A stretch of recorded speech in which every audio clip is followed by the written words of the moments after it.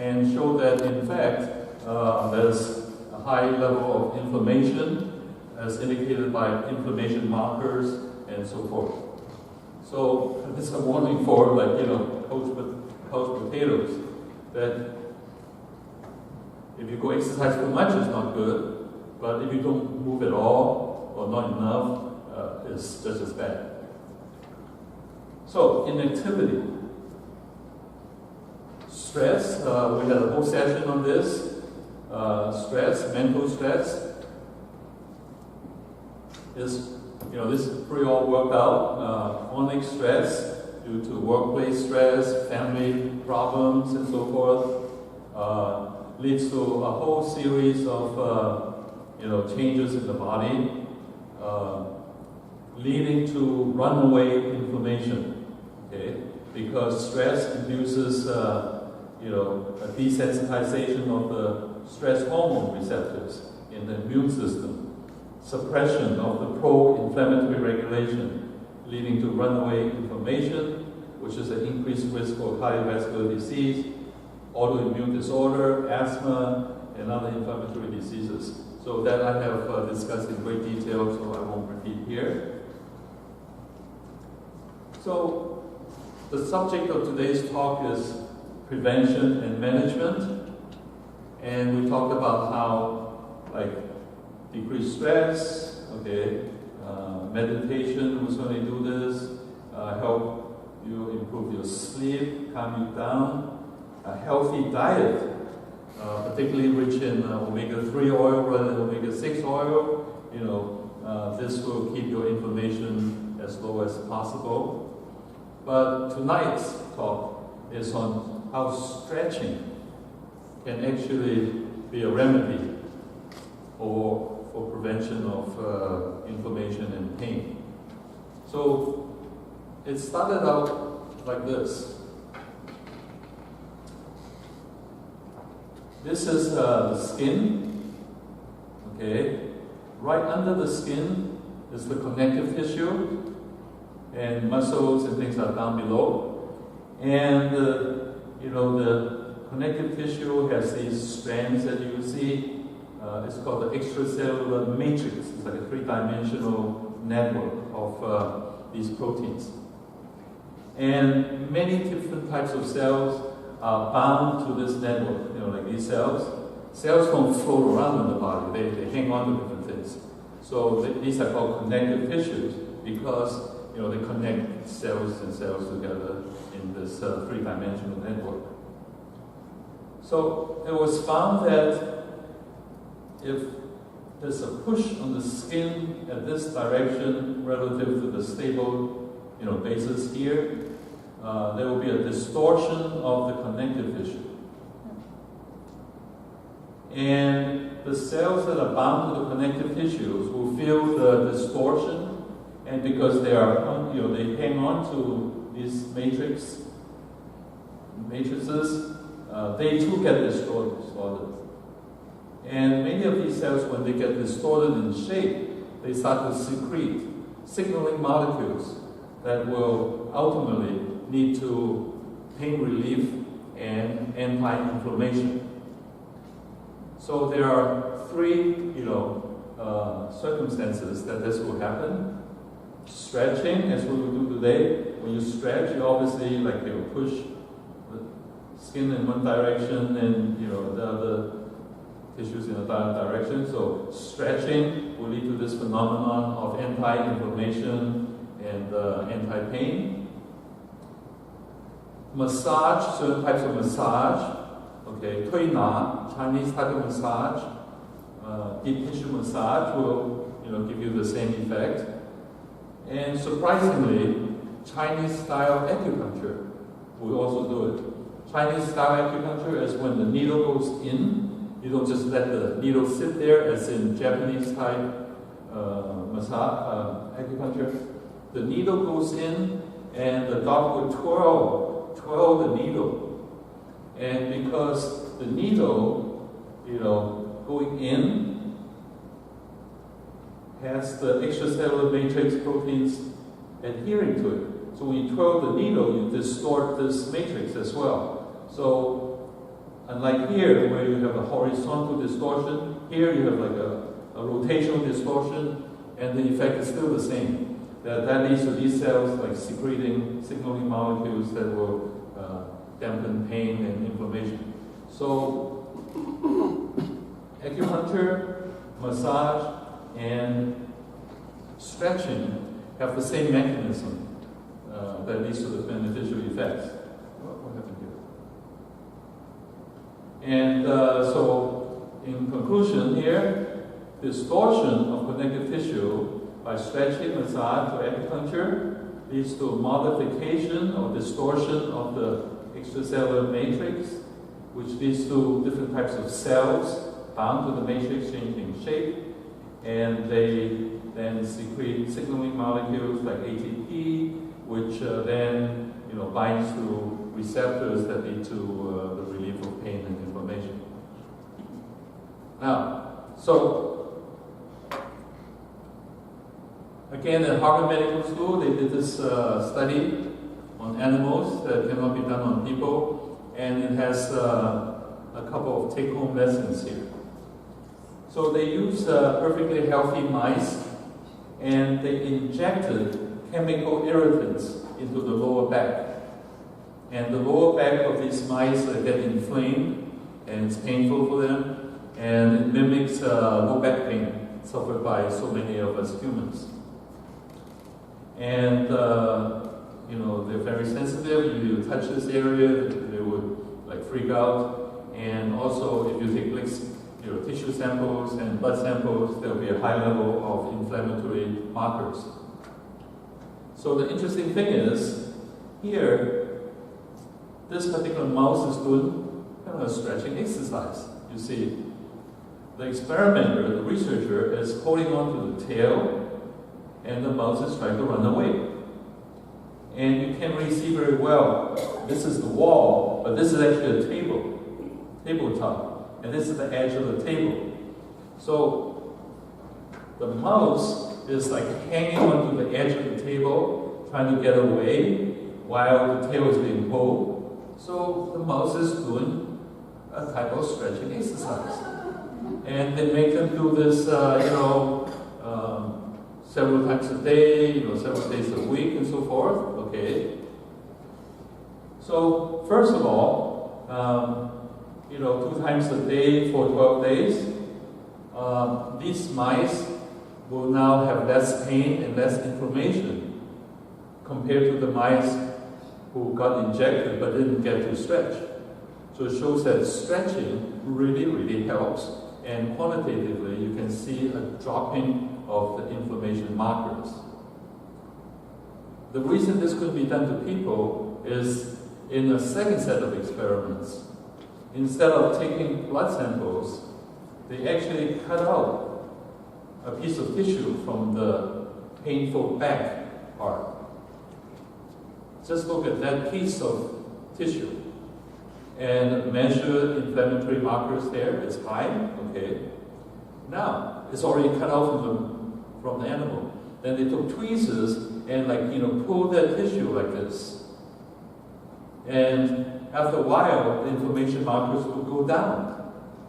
That proves that for this effect to take place, you have to stretch specifically that location. It's not a systemic thing. It's not like, your back hurts and then, you stretch here and the body secretes something and everything's over. No, you have to stretch the part that is painful, that is inflamed. Because when you cut out, you can still do it like this. And to finish the whole story, these are the same people who did experiments on the pigs. The pigs with the leg they couldn't move, okay. Now they stretch the pigs, and all the pigs are, they can run around, and they feel less pain. So this series of experiments show, number one, that overuse or irritation by chemicals or injury, these things could lead to pain and inflammation, but if you stretch that specific part of the body, you can remedy that.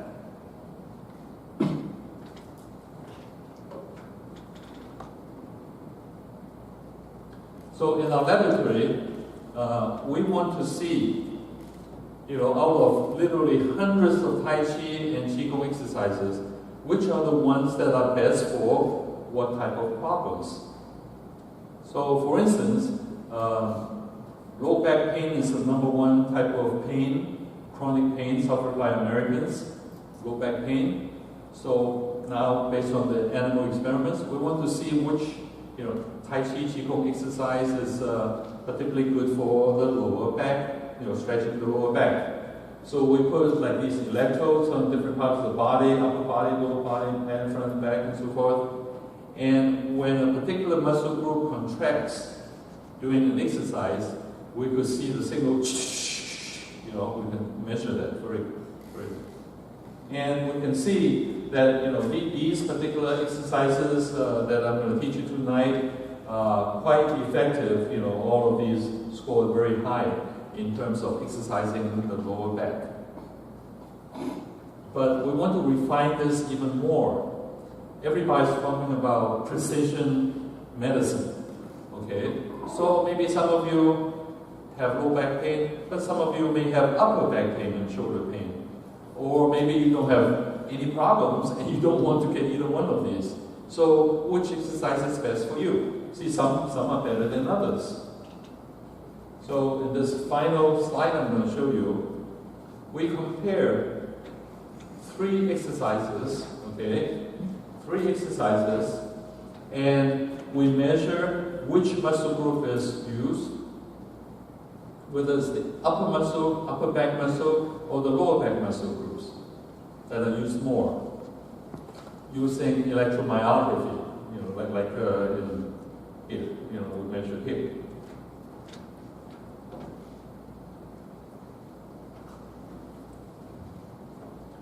So, first, we measure the upper body and the lower body, right, using electromyography. These 3 exercises that we'll learn today, okay, among many others, you can see that deer galloping uses the lower back more compared to the upper back. And this one, tiger pouncing, uses the upper muscles back more than the lower. So there is a difference. It's not, every exercise is the same. And the proof is in the pudding. We measure blood flow on the upper back and the lower back, because when you have a greater increase in blood flow in that part of the body, obviously, those muscles are warming up and, used more. And increased blood flow is, of course, bringing more oxygen there and taking away more, like, the undesirable ingredients like lactic acid that makes you painful and so forth. So, you see, deer galloping is particularly good for the lower back, not so much for the upper back. When we look at blood flow, deer galloping increases blood flow by a lot more than night goats and tiger pouncing. So in other words, this is totally convincing now that we can measure the lower back muscles by electromyography and show strong exercises there and higher blood flow there. It's great. Tiger pouncing is stronger for the upper back and not so much for the lower back. And it increases, like this tiger pouncing, you can see the right. It increases blood flow more than this. So in other words, if you have low back pain, you should do this exercise more. If you have upper back pain, do this more. If you don't have any pain or you have pain in both places, and do both of them. So, tonight, I'm going to stop here. I have selected for you about 10 exercises for, 10 different parts of your body. So you can choose to pick or do all of them, okay, depending on your needs. And if you are nice and healthy, or do all of them so that you don't have any problems in the future and any parts of this. So before we get you to any questions on this lecture, before we do the exercises. So any questions on what I just said? Okay, if not, please take off your jackets or coats or whatever. Take up the space, don't block the video camera.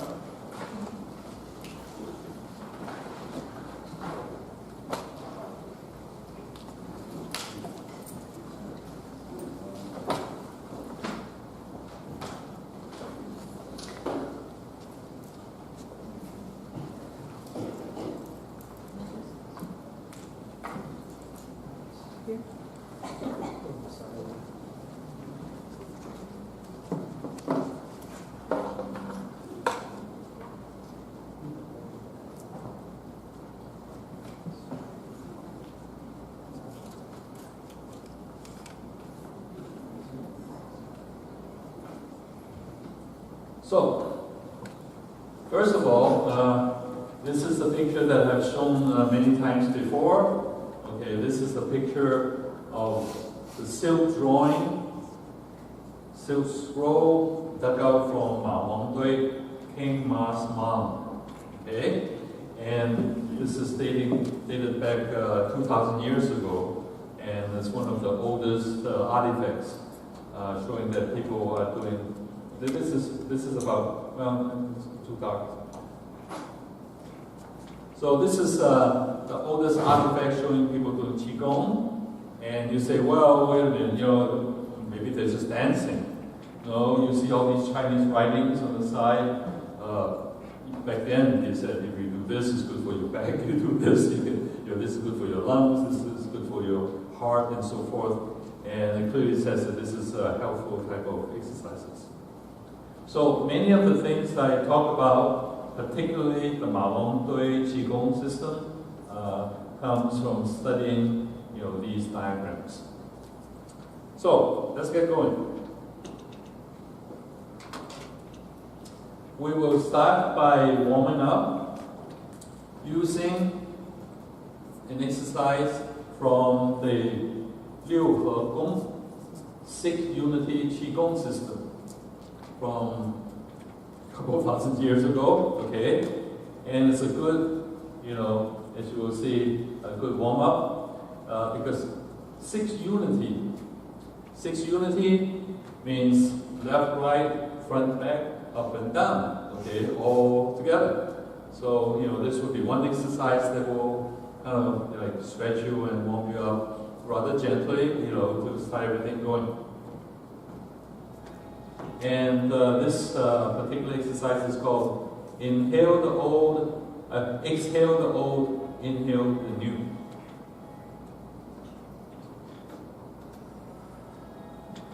Now, so first, let's take a in out. Left or right? And, Left or right? It doesn't matter. Okay, right hand. Okay, so you can go this way and go this way. Counterclockwise, clockwise. Counterclockwise, clockwise. Okay, you do that. Obviously, you're exercising your forearm muscles. Okay, now just do a little bit more fancy way this way. Side, counterclockwise, clockwise. Okay. Side, counterclockwise, clockwise. Okay. Side, counterclockwise, clockwise. Okay. So now, put the other hand, it's the same thing. Okay. Side, clockwise, counterclockwise. Side, clockwise, counterclockwise. So it moves your forearms in the two directions. Okay. Now, so let's do this. Okay. Both hands up here, high up. Okay. So through the 6 unities, the 6 directions, okay? So, straight out to the left, side, clockwise, clockwise, to the right, side, counterclockwise, clockwise, back, to the front.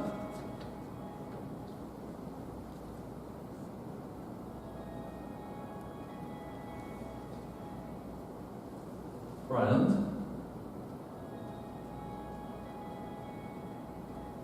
to the back, turn as far back as you can, side, back. So obviously you're stretching your body. Okay, so now we've done left, right, front, back, up and down, okay? Palm up like you're holding something, okay? Go down, just keep the legs straight, down. Then up. Palm down.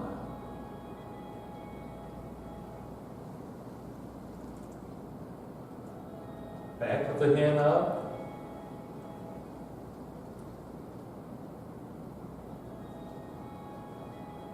This other side, palm down,